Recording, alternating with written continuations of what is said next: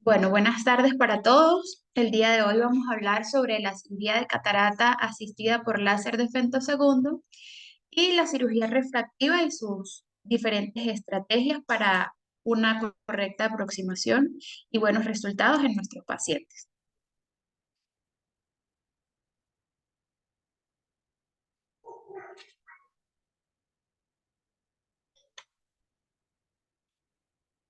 Ok, bueno, los láseres de femtosegundo son uno de los avances más recientes en la cirugía de cataratas. Estos láser se patentaron, o este láser se patentó inicialmente en el año 1992 en la Universidad de San Luis, en Estados Unidos, y no fue sino hasta el año 2008, una vez que venció esta patente, que la casa Alcon sacó su equipo de femtosegundo, el LENSER. Posteriormente, en 2010, este equipo es aprobado por la FDA para su uso en la cirugía de cataratas y diferentes casas comerciales pues sacaron su equipo de láser de femtosegundo. Tenemos la casa Alcon sacó Lensex, pero también salieron al mercado o están en el mercado Catalyst, Lensar Victus y Fento LDB. Esta nueva tecnología o esta tecnología viene a optimizar y a ayudar en la creación o en la implantación de ciertos pasos en la cirugía de cataratas, que busca hacer que estos pasos sean más reproducibles y más seguros, sin que tengan variabilidad para hacer de la cirugía de cataratas, bueno, un poco más, digamos que sin tantos riesgos.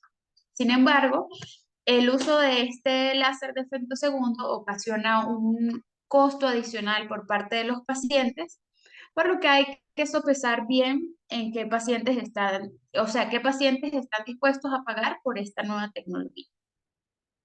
Prácticamente el láser de femtosegundo es un láser de estado sólido, muy similar al JAG láser, pero él trabaja a una potencia mucho menor y a una frecuencia mucho mayor. Y lo que hace son micropulsos pequeñitos, menores a picosegundos, continuos, uno cerca del otro, para poder hacer su proceso de fotodisrupción, que es como funciona este equipo.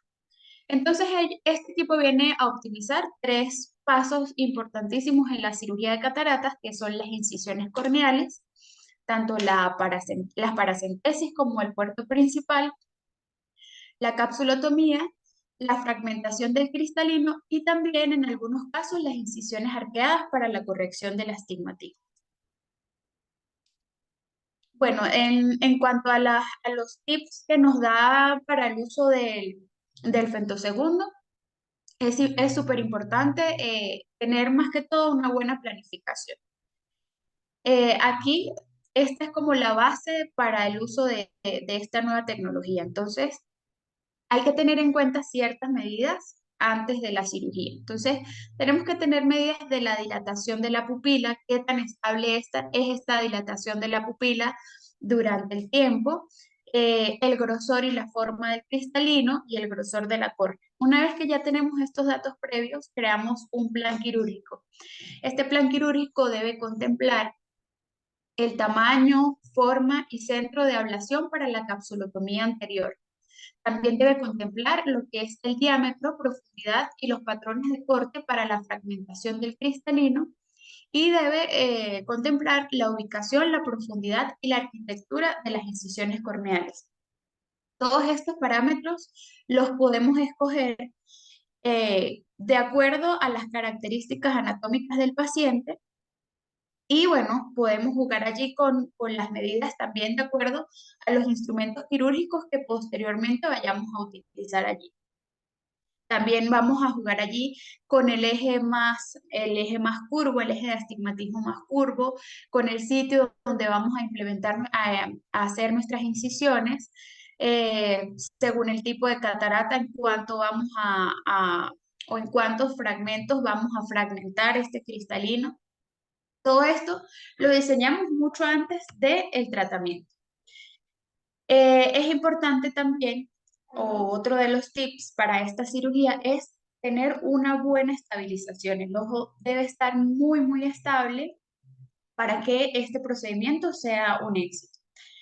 Y en cuanto al sistema de acoplamiento, que es el que permite la estabilización, es en lo que difieren las diferentes marcas o las diferentes casas comerciales. Es en lo que han diferido las diferentes marcas.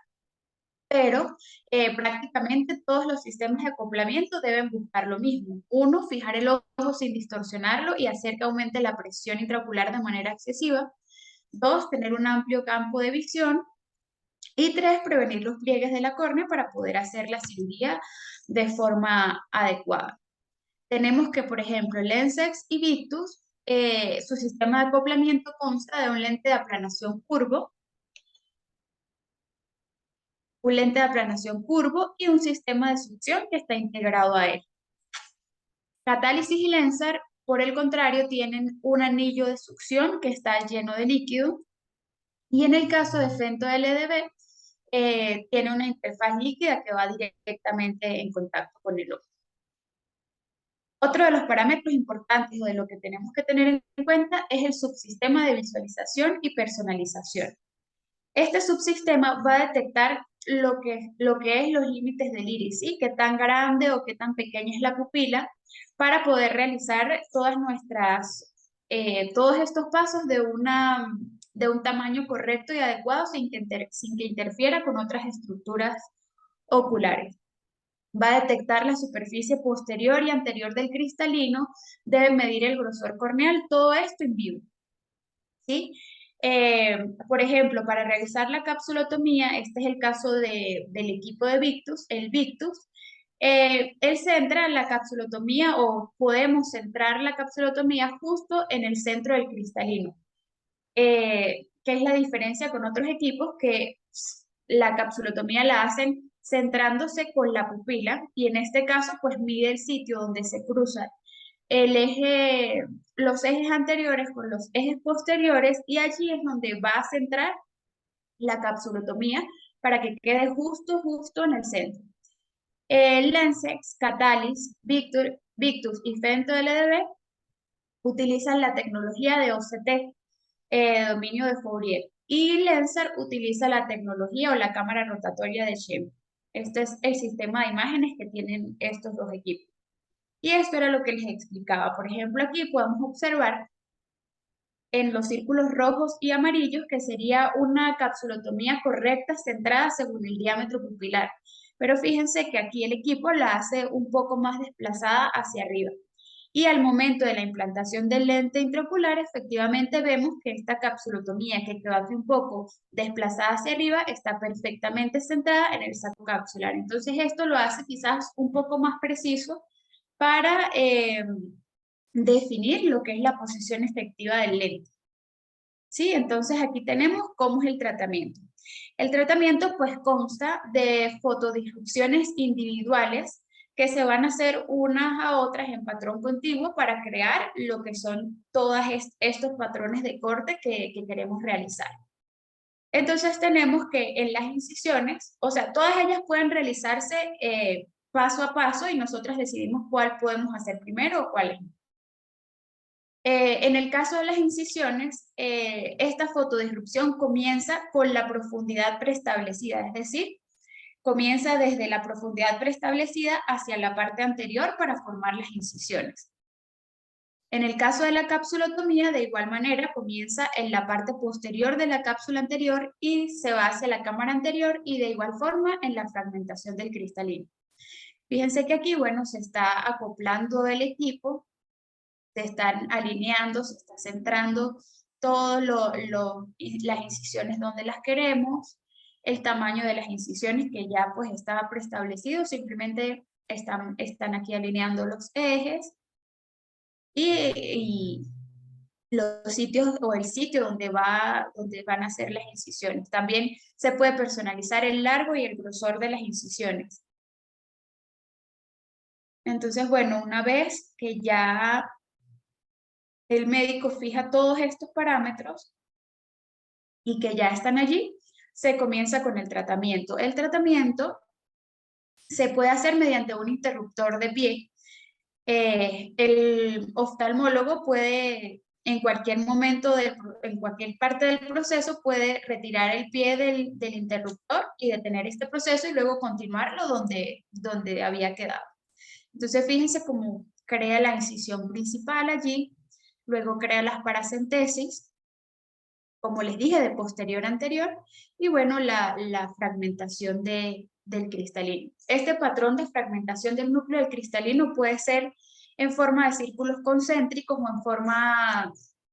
en forma de cortes radiales, o puede ser en una forma híbrida en la que se hagan círculos y cortes radiales. Esto también va a estar determinado por la dureza del cristalino y todo esto va a ser personalizado mucho antes de hacer este tratamiento. Ahora bien, vamos a hablar de la cirugía facorrefractiva. Los avances en la técnica de facodinamia y en la implantación de lentes intraoculares y en la creación de múltiples lentes intraoculares de muchas tecnologías ha llevado a que nuevamente o a que se retome la cirugía en cristalinos transparentes, que es la cirugía facorrefractiva.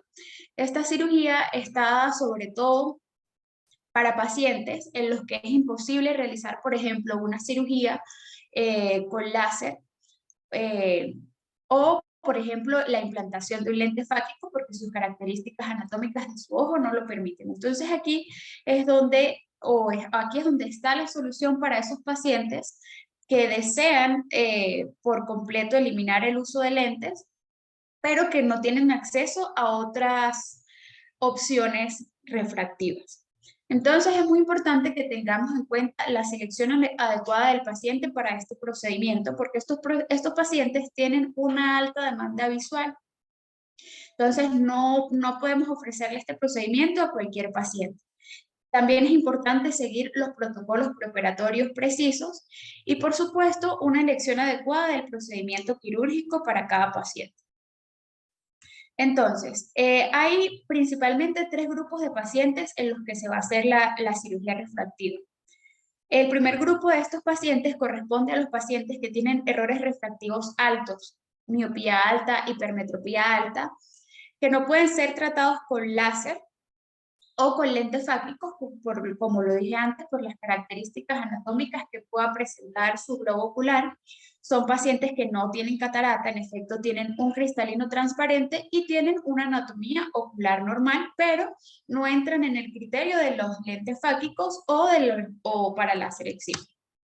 El otro grupo de pacientes son los pacientes que ya tienen presbicia, que tienen también una anatomía ocular normal, que tienen el cristalino transparente y que desean a toda costa una independencia de lentes. Y el tercer grupo de pacientes es como una combinación de estos dos pacientes, ¿sí? En cualquiera de los tres casos, estos pacientes son pacientes con una muy alta exigencia. Es por eso que la cirugía facorrefractiva es considerada la cirugía estética o la cirugía plástica de la visión, porque tanto el médico como los pacientes deben estar muy atentos a los detalles. Y como todo procedimiento, por supuesto que tiene sus contraindicaciones.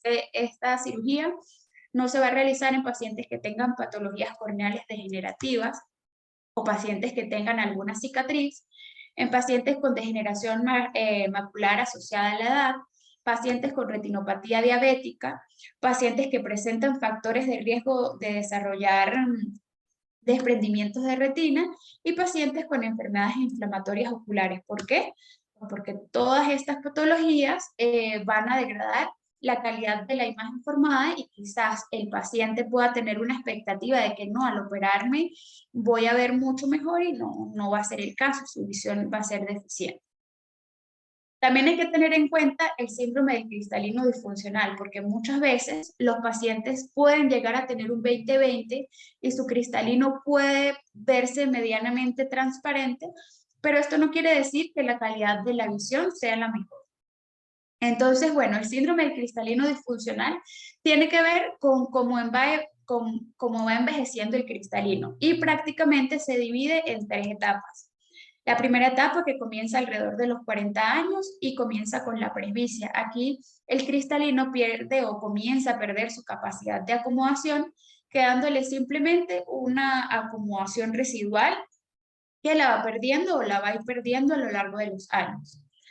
La segunda fase o la segunda etapa comienza alrededor de los 50 años. Aquí ya hay aumento de la dispersión de la luz y hay cambios precoces en el cristalino.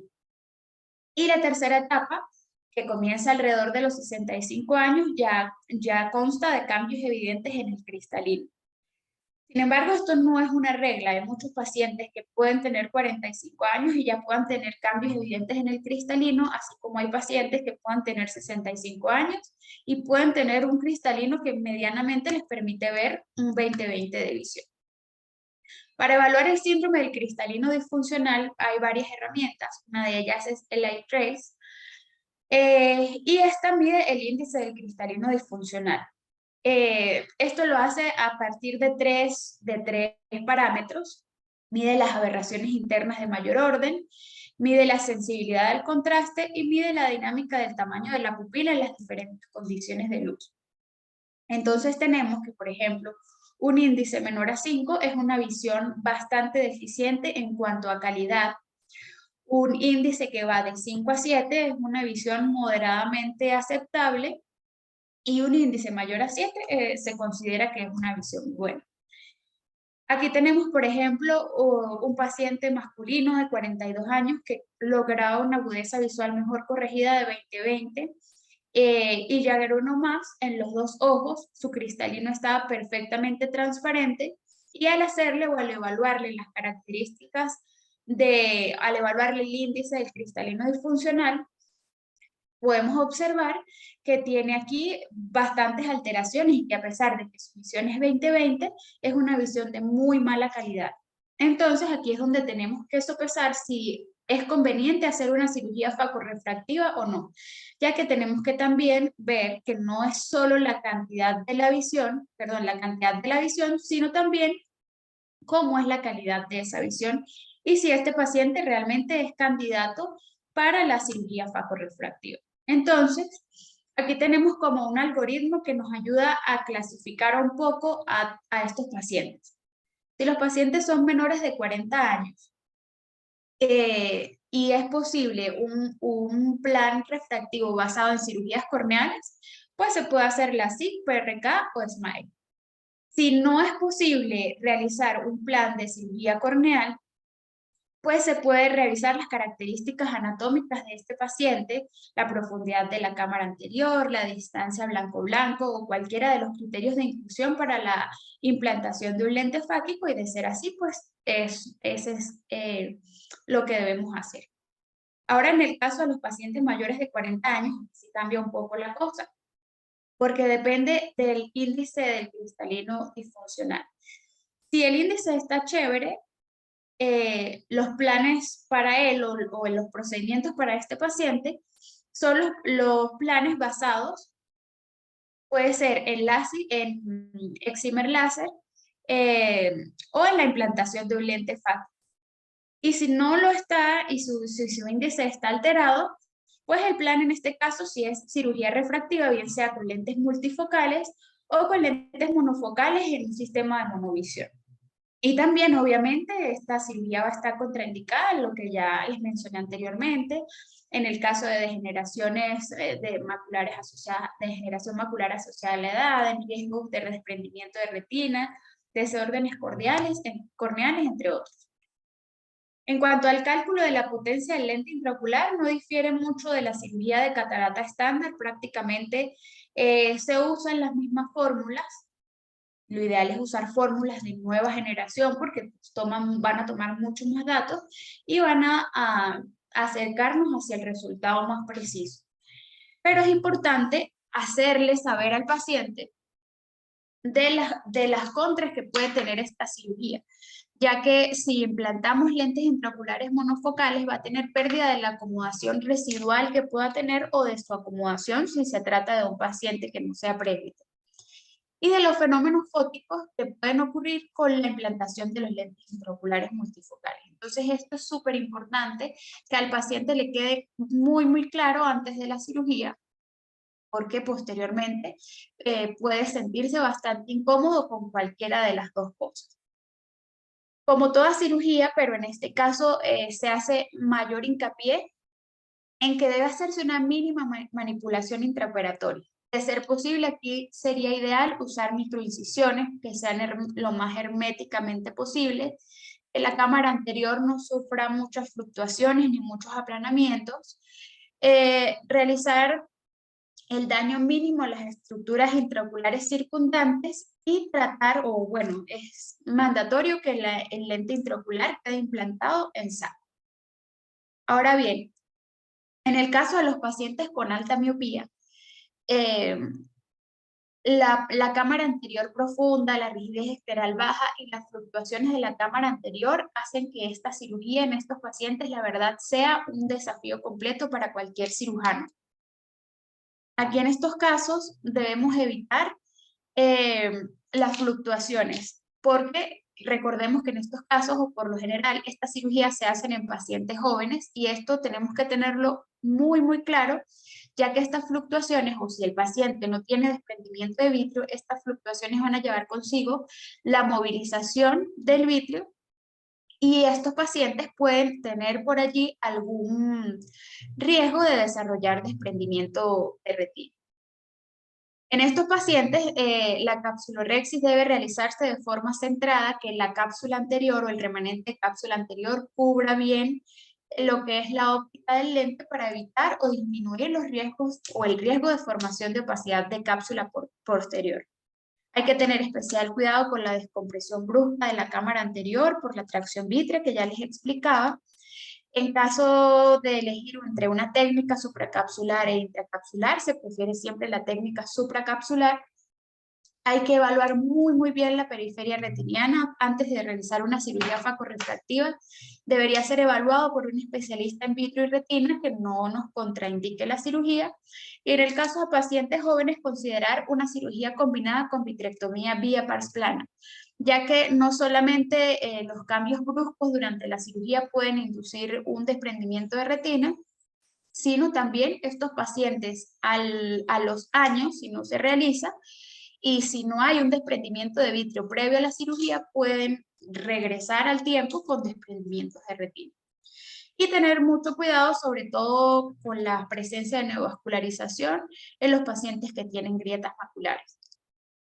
Ahora, ¿cuándo no se va a implantar o cuándo no se debería hacer una cirugía facorrefractiva en ojos miopes altos? Sobre todo en pacientes que tienen ojos con degeneraciones reticulares periféricas avanzadas, es una contraindicación absoluta.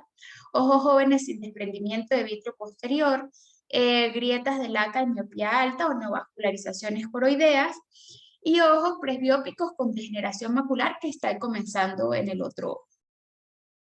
Ahora bien, en el caso de la hipermetropía, quizás podemos decir que estos pacientes son como los pacientes ideales, pero digo ideales entre comillas, para realizarle esta cirugía, porque igual toda cirugía conlleva un riesgo y estamos hablando de que en este caso son ojos que no tienen cataratas, son cristalinos que son completamente transparentes.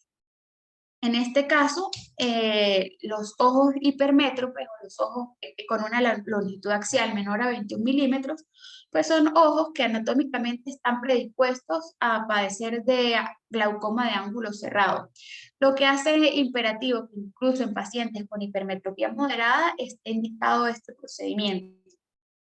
También pacientes que ya comiencen a tener su acomodación comprometida y saber o conocer que las condiciones anatómicas de estos pacientes hacen que también la cirugía sea una cirugía que pudiese complicarse, ¿sí?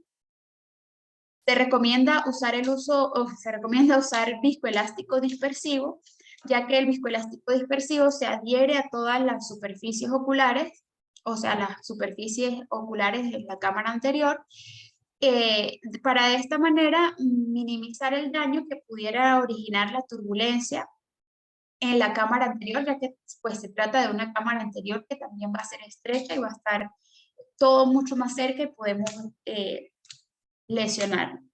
Y también pues tener en cuenta que mientras tengamos una mayor altura de la botella, van a disminuir las fluctuaciones en cuanto a la cirugía de faco refractivo. En cuanto a las indicaciones para este caso, bueno, pacientes que presenten presbicia precoz, que tengan una hipermetropía muy alta, con aberraciones de alto orden en las que sea imposible realizar una cirugía con excimer láser, y en pacientes con afectaciones sistémicas congénitas que no puedan usar anteojos o lentes de contacto, pues sí es una muy buena indicación, ya que estos pacientes no tienen buena visión ni de lejos ni de cerca, entonces estaría completamente indicado. En cuanto a las opciones de lentes intraoculares, la tecnología ha avanzado muchísimo, y tenemos muchas opciones para corregir a nuestros pacientes. Entonces tenemos los lentes multifocales que pueden tener una tecnología, los lentes multifocales que pueden tener una tecnología tanto refractiva como difractiva. Inicialmente, bueno, voy a hacer aquí como un recordatorio de los principios de cada uno de estos lentes, ¿sí? En los lentes refractivos o los lentes con tecnología refractiva, los rayos se van a refractar en el rango focal deseado. Los primeros que salieron fueron los lentes refractivos zonales, es decir, cambiaban las zonas de forma abrupta. Por ejemplo, en este caso teníamos los que eran en forma anular, donde el centro estaba dado para que se enfocara en la visión lejana, y concéntricamente tenían anillos que se dividían o seguían cercana, lejana, así hasta completar el anillo. Y otro de los lentes zonales, pues tenemos los lentes refractivos, en los que estaban divididos por una transición suave, donde en la parte inferior tenían la visión para cerca y en la parte superior la visión lejana. De igual manera, estos lentes refractivos pues han cambiado en cuanto a sus diseños, pero siguen siendo lo mismo, siguen manejando lo mismo. Prácticamente este lente refracta la luz hacia el punto focal específico que queremos. Ahora bien, los lentes difractivos o los lentes con tecnología difractiva, lo que hacen es que van a dividir la luz o a difractarla. Entonces, el mismo rayo incidente va a pasar a través de un escalón o de un escalón con cierta altura que va a dividir este único rayo en dos rayos que se van o que van a llegar a las distancias para los que está calculado o para lo que está diseñado, para los que está diseñado el lente. Entonces se pueden tener los lentes bifocales difractivos que simplemente van a dividir el haz en dos haces de luces en puntos focales diferentes. Y también tenemos los lentes en los que la altura del paso son variables y se intercalan unas con otras para de esta manera tener dos o tres focos y hacer un lente multifocal de tecnología difractiva. Actualmente también tenemos lentes multifocales híbridos, pero la verdad es que ningún lente intraocular tiene, como que no se ha creado aún el lente intraocular perfecto que no presente ninguna complicación. Los lentes multifocales tienen muchas molestias, los pacientes se quejan de muchas molestias de halos de luz, destellos que son súper incómodos, pero pues a pesar de que presentan la multifocalidad en visión lejana, intermedia y cercana, pues presenta todos estos inconvenientes. Lo que hay que hacer o lo que nos lleva a escoger bien el tipo de paciente al que vamos a implementar cada tipo de lente. En el caso de los multifocales tóricos, pues ahí está el lente que va a corregir, aparte de la corrección esférica, pues el eje va a corregir también el eje más empinado. También tenemos los lentes acomodativos. Estos lentes actúan con la acomodación residual del cristalino. Sin embargo, estos lentes tienen la particularidad que una vez que se fibrosa la cápsula del cristalino, tienden a perder su función y quedarían como un lente monofocal. Esto pues ya lo comentamos un poco en el seminario de lentes intraoculares, donde hablábamos de los tipos de lentes intraoculares acomodativos, que los hay de doble plato, de un solo plato, con diferentes ápticas que permiten su movilización. Y luego tenemos los lentes monofocales normales en los que nos da una imagen muy clara y muy nítida, pero solo a un punto focal, y los lentes de visión extendida, que pues si bien disminuyen un poco lo que es los halos y los destellos, igual siempre tienden a tener por allí algún grado de incomodidad para el paciente. Ahora bien, en cuanto a las estrategias para poder implantar los lentes intraoculares en nuestros pacientes que hagamos cirugía facorrefractiva, inicialmente se trató, hay muchos criterios y eso va a depender tanto del cirujano, del médico, del paciente y de lo que haga nuestro paciente. Entonces, se pueden implantar el mismo tipo de lente con diferente tecnología. Es decir, se pueden implantar, o inicialmente se implantaron lentes bifocales de tecnología refractiva en un ojo y difractiva en el otro. La tecnología difractiva se dejó para el ojo no dominante y la tecnología refractiva se dejó para el ojo dominante. También se implantó el mismo tipo de lente con igual tecnología, pero con diferentes adiciones. Entonces, bueno, aquí tenemos, por ejemplo, un estudio en el que podemos evaluar las combinaciones de las diferentes adiciones para un ojo y para otro, dejando el de menor adición para el ojo dominante.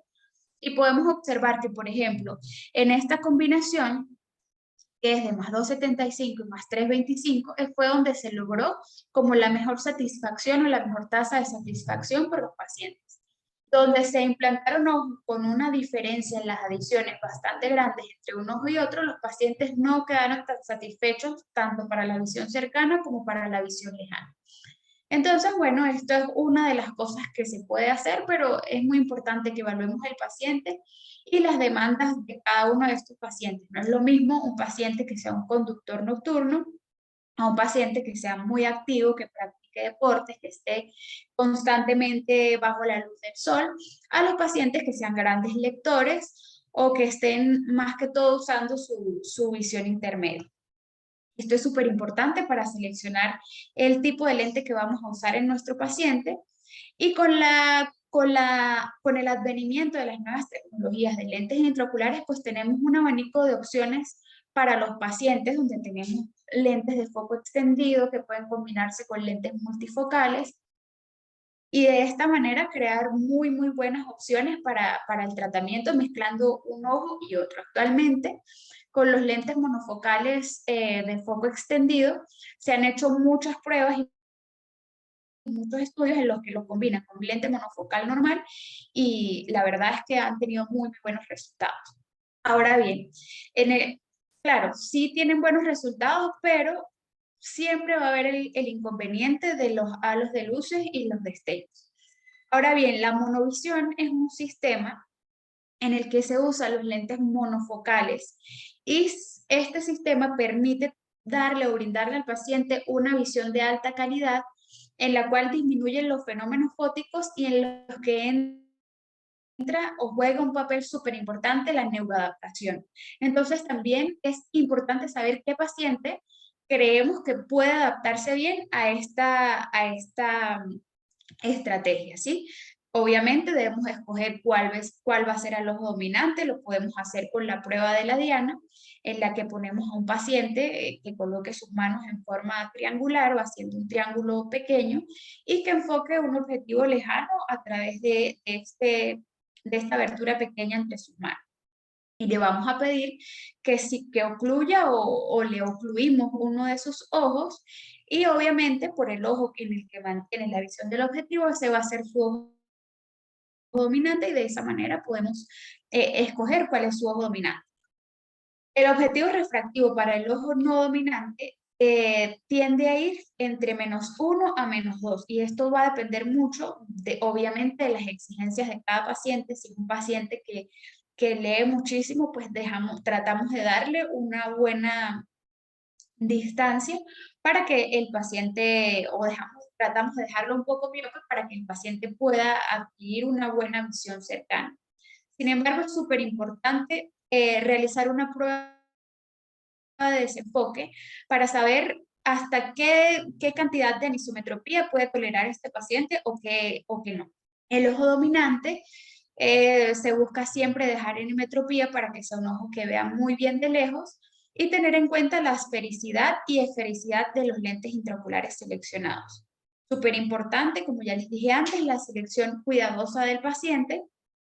Y bueno, actualmente con los lentes de foco extendido, crear un sistema de monovisión es una muy buena opción para todos estos pacientes que tienen fotofobia o molestias con la luz, con los destellos. Y bueno, el Tecnis Eyhance está diseñado para dejar, por ejemplo, el ojo emétrope, el ojo dominante en 0 y calcular el ojo dominante en más 1,50. Perdón, en menos 1,50. Y esto lo que va a hacer es darnos un rango de visión intermedia que va a tener suficiente nitidez y va a darle una comodidad al paciente. También está la estrategia de minimonovisión. En este caso no vamos a dejar una diferencia entre un ojo y otro tan grande, sino que el ojo no dominante lo vamos a dejar entre un rango de menos 0,75 a menos 1,75 aproximadamente.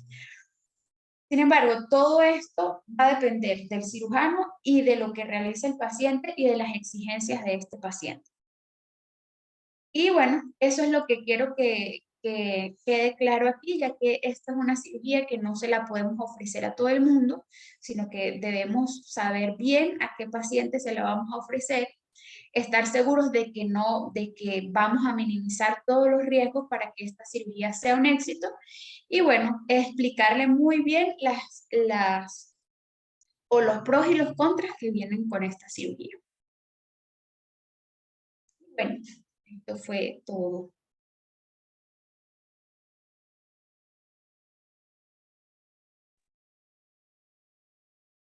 Muy bien, Gaby. Felicitada como siempre. Este no era de nuestros, no es de nuestros seminarios favoritos, por las razones que yo voy a decir a continuación, pues porque se refiere a dos temas que, bueno, que no es de lo que nosotros hacemos rutinariamente, ¿no? Entonces, bueno, igual, por supuesto, excelente repasar todos estos conceptos y actualizar todos estos conceptos, ¿no?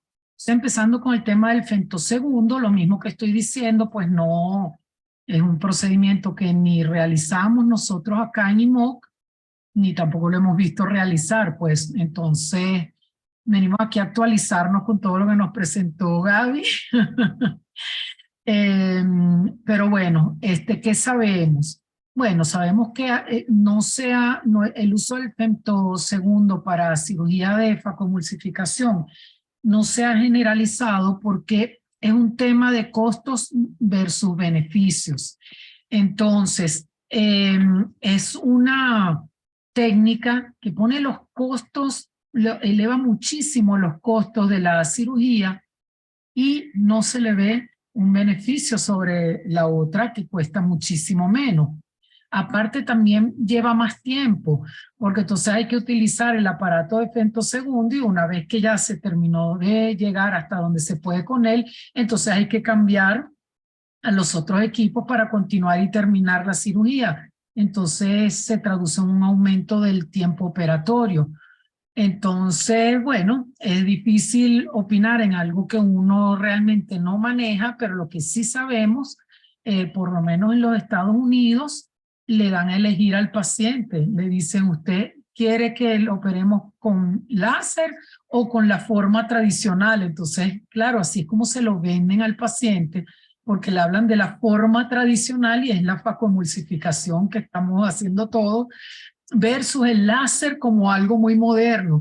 Normalmente el paciente cuando investiga termina por lo general quedándose con lo que ellos llaman la forma tradicional, porque la diferencia en costo es enorme, los seguros no cubren el uso del femtosegundo en facomulsificación y cuando investigan, preguntan, se dan cuenta que al final no hay una diferencia en el resultado. Entonces, bueno, quedamos a la expectativa de ver qué sucede con esa tecnología. Indudablemente la tenemos que conocer, se está usando en el mundo, pero en verdad no se ha generalizado por estas razones que les acabo de enumerar. Bueno, caso similar nos pasa con las cirugías facorrefractivas. La facorrefractiva muy poco la hacemos, por no decir nada, y además no la recomendamos. Nosotros sí aprovechamos los avances en los lentes intraoculares, que muy bien nos vino el repaso de cómo funcionan los lentes, que ya lo habíamos visto, como bien dijiste, en tu seminario previo de lentes intraoculares. Excelente haberlo repasado, pero es muy distinto utilizar todos estos criterios en una catarata que en un cristalino completamente claro.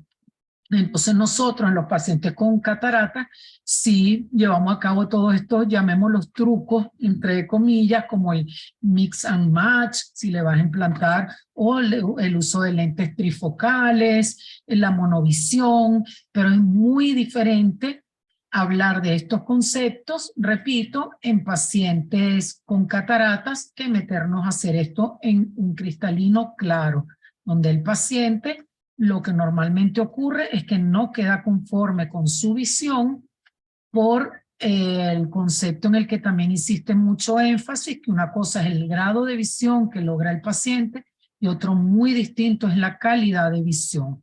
Y normalmente un paciente que viene utilizando lentes o lentes de contacto, su cristalino completamente claro, cuando se opera no le gusta su visión porque en verdad no es buena, no es nítida y no se parece a su visión con su cristalino claro.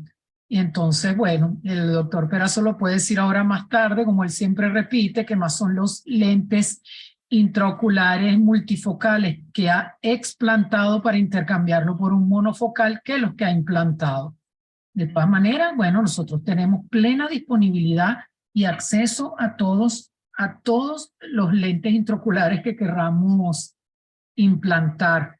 La gran diferencia por la que yo digo que esto es un tema que no nos gusta es porque una cosa es aplicar todos estos conceptos al paciente con cataratas que al paciente que simplemente lo que quiere es no usar más sus anteojos, sus gafas. Entonces, bueno, de ahí queda de nosotros de manejar al paciente para que espere a que sea el momento de operarse, presentándole los riesgos, los resultados reales de ese tipo de cirugía versus los beneficios que ella trae. Obviamente, como bien lo dijiste también, el lente intraocular perfecto no existe, por eso tenemos todos estos tipos. Pero lo que sí debemos manejar muy bien en todos estos conceptos es que para que, según como sea nuestro paciente, en el caso de tener cataratas, repito, porque normalmente la cirugía facorrefractiva no la recomendamos, pero en caso de tener el paciente cataratas, sí depende si el paciente es miope, si es astigmático, si está acostumbrado a usar monovisión previamente, si es hipermétrope, ahí sí nosotros podemos pensar, esa es la verdadera selección del paciente. La selección no es que este paciente está harto de usar lentes y entonces esto es un criterio de selección, no. La verdadera selección del paciente, es decir, ok, este es un paciente miope que viene usando monovisión, que además es una digamos, de las técnicas con la que mejor resultados hemos obtenido los pacientes con monovisión y ahora con los focos extendidos y mini monovisión, son pacientes muchísimo más contentos que los pacientes a los que se les implanta los lentes intraoculares multifocales. Entonces, ahí sí, un paciente hipermétrope alto ya puede usar la monovisión, pero ya no les fascina tanto como a los miopes o a los que ya vienen acostumbrados a utilizarlo. También uno puede pensar en el mix and match, poniéndole el de mayor adición en el ojo no dominante y todo eso. Pero el concepto que yo quiero que se lleven es que en realidad la cirugía facorrefractiva no es una cirugía que nosotros recomendamos. La cirugía refractiva sí, los casos de LASIK, los lentes intraoculares fáquicos son una maravilla. Esa sí, la facorrefractiva es la que no nos gusta porque implica operar un cristalino normal, sano y transparente con resultados que normalmente no son buenos. Esas son mis observaciones. Le paso la palabra al doctor Peraz. Bueno, totalmente de acuerdo contigo, Cecilia. No practicamos cirugía facorrefractiva en personas que no tengan catarata. O sea, y menos todavía en personas menores de 30 años, porque el cristalino, las aberraciones del cristalino compensan a las de la córnea. Entonces, si uno quita el cristalino, además de todas las complicaciones, riesgos, porque estamos hablando de cirugía facorrefractiva que debe realizar, se puede realizar en pacientes miopes o hipermétropes con o sin astigmatismo. Si son miopes, los riesgos que tú acabas de decir están bien descritos, sobre todo desprendimiento de retina y problemas con vitrio retiniano. Y si son hipermétropes, también hay problemas, pueden haber problemas porque estamos trabajando en cámaras estrechas y riesgo a hemorragia expulsiva, bueno, a hemorragia coroideas, aunque sea un sistema cerrado, siempre hay el riesgo de esto. Pero la calidad de visión baja si son menos de 30 años porque el factor que compensa la aberración a la córnea se lo está quitando. Si el paciente tiene acomodación, le está haciendo un daño. Para eso existe, como dijo Cecilia, la cirugía LASIK o también el lente intraocular fáquico, que es muy, pero muy bueno, excelente. Tanto para miope, también lo hay para hipermétrope, en el caso menos común, y por supuesto que ahí entraría en juego el factor de la profundidad de la cámara anterior, que tiene esa gran limitación. Con respecto a los lentes intraoculares, hablaste bastante bien, aunque yo ya, lo que dijo Cecilia, yo he explantado más lentes intraoculares multifocales de lo que he implantado. ¿Por qué? Porque, bueno, después de que el paciente ha peleado con su médico, pues generalmente el paciente le dice al médico, es que yo no veo, doctor. Entonces, el médico examina al paciente y ve que está viendo 20-20 de lejos y J1 de cerca, con un multifocal, por ejemplo, un Restor. Entonces, ahí viene la pelea, donde el paciente dice, yo no veo bien.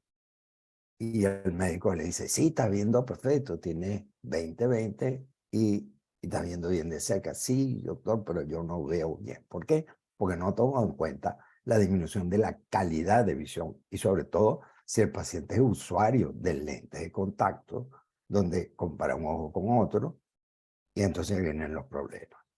Y sobre todo cuando luego el médico le dice al paciente, bueno, es que te tienes que operar el otro ojo, porque operándote el otro ojo sí vas a ver bien.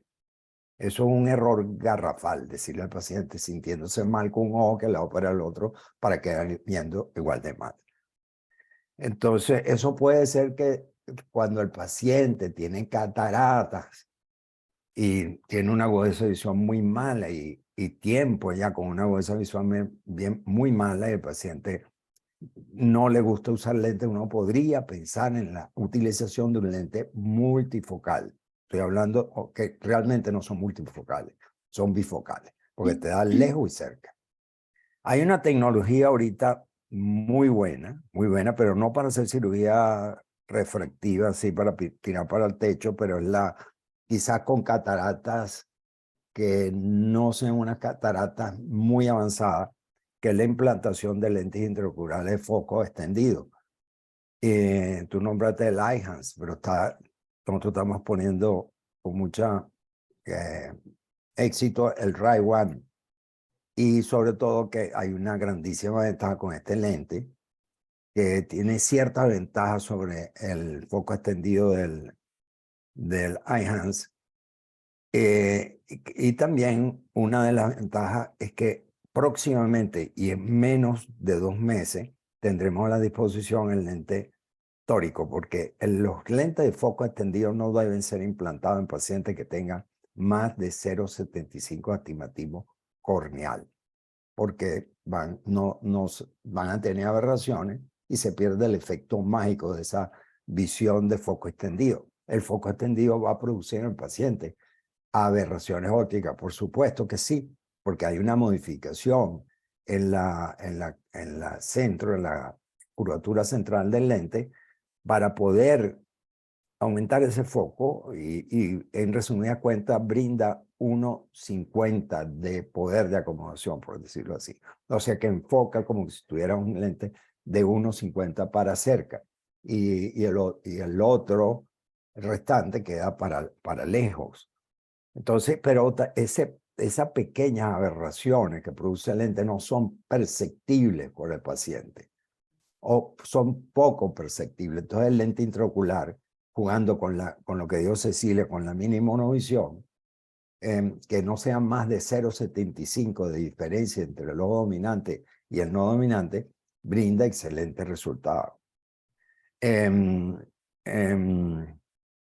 Bueno, pero en resumida cuenta, no indicamos, no está indicada, no está indicada. Claro que hay que individualizar cada caso, pero la cirugía facorrefractiva para miopes y hipermétropes jóvenes que no tengan catarata, traten de no hacerla, porque tiene muchos riesgos que no valen la pena. Hay otros procedimientos que pueden beneficiar al paciente, pero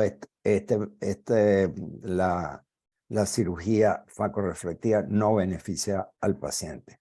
Puede ser que tenga un beneficio momentáneo porque el paciente no conoce por supuesto, no conoce otros procedimientos quirúrgicos o porque económicamente no puede en ese momento costearlo en un lente fáquico, etcétera, pero que eso no sea obstáculo para que un médico indique un procedimiento como debe ser.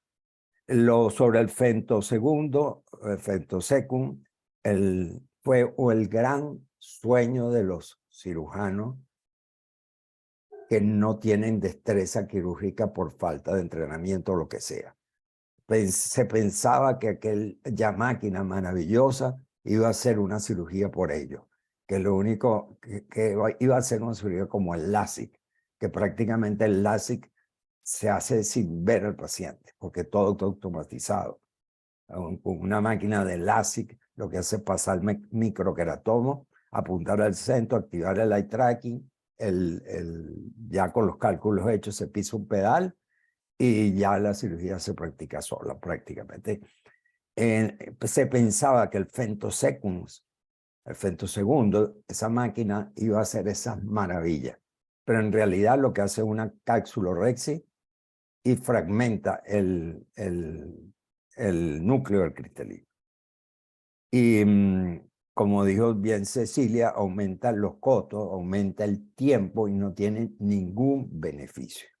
No solamente en Venezuela, sino en todas partes del mundo no tiene beneficio. Yo la he visto practicar en Francia y tuve la experiencia de que aquí en España no he visto todavía gente que la practique, pero en Francia parece que la practican con cierta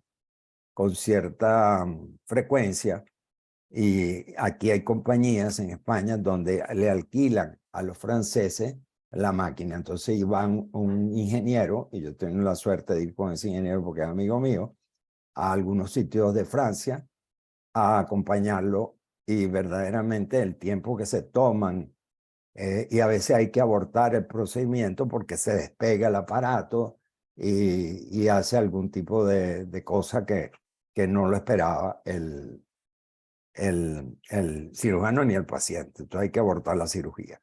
Entonces tampoco brinda mucha seguridad y puede ser que el femtosecum yo lo veo como más de utilidad para trasplante de córnea y quizás para cirugía eczema en láser, que hoy en día hay microqueratomos muy buenos. Pero para lo que hace ese aparato no lo veo factible, no lo veo muy práctico. Bueno, esto es un temazo, lo de la cirugía refractiva y, mm, y verdad, traten de no realizarla porque tarde o temprano el paciente le va a ir mal en un gran porcentaje de los casos. Bueno, eso es todo lo que quería aplicar, decirle. Bueno, agregar que muy recientemente comenzamos o sea, nosotras a utilizar el lente de Ray-Ban, pusimos 2 el lunes pasado y este lunes van para el segundo ojo los pacientes que están muy bien. Entonces, bueno, le sugería a Gabriela que al igual que Laura el año pasado hizo todo el estudio con el lente Tecnis Eyhance, ella entonces lo va a hacer ahora con el lente Ray-Ban. Aprovechar que están arrancando todos los casos y entonces vamos a estudiar bien el lente y se hará entonces el estudio comparativo, como son 2 estudios realizados dentro del mismo IMOC. Entonces, muy bien, porque podremos dar unos datos científicamente apoyados, comparativos, de cómo es el resultado de esta tecnología. Pero bueno, vamos a ver, ya comenzamos y bueno, tengo toda la intención de seguirlo indicando porque en esta primera experiencia me ha ido muy, muy bien. Vamos a ver. Y más, de ahora en adelante, con el advenimiento de los tóricos será mucho mejor. Mucho mejor. Pregunta María Alejandra Salazar que a partir de qué grado de hipermetropía se puede ofrecer una facorrefractiva a pesar de que el paciente tenga un cristalino claro. Bueno, más o menos yo creo que debe estar respondida esta pregunta. Lo primero es que hay que saber la edad del paciente. Normalmente si la hipermetropía es hasta 3, cursan muy bien con LASIK. Y si la cámara es suficiente, medida desde el endotelio hasta la superficie anterior del cristalino, por lo menos 2.8 milímetros, se le puede ofrecer el lente intraocular fáquico. Si no es candidato para ninguna de estas 2 cosas, pues es preferible decirle al paciente que espere, que siga usando los recursos ópticos, lentes de contacto monovisión, lentes de contacto multifocales, bifocales, y tratar de no operarlo, pero no existe un grado de hipermetropía para que le ofrezca cirugía, porque uno opera cualquier grado de hipermetropía y 0 hipermetropía también, pero entonces que lo operamos, la historia es que lo operamos con catarata. Pero si tiene el cristalino claro, seguimos haciendo énfasis. El consejo, al menos el nuestro criterio, es no operarlo, convencer a ese paciente de que lo que le conviene es esperar. Pero bueno, siempre va a conseguir quien lo opere. esa es la realidad. Pero bueno, no se la recomendamos, ¿ok? No necesitas un grado en especial de hipermetropía para hacerle esta recomendación. Simplemente no lo recomendamos en general. Ok. Bueno, ¿alguna otra observación, pregunta?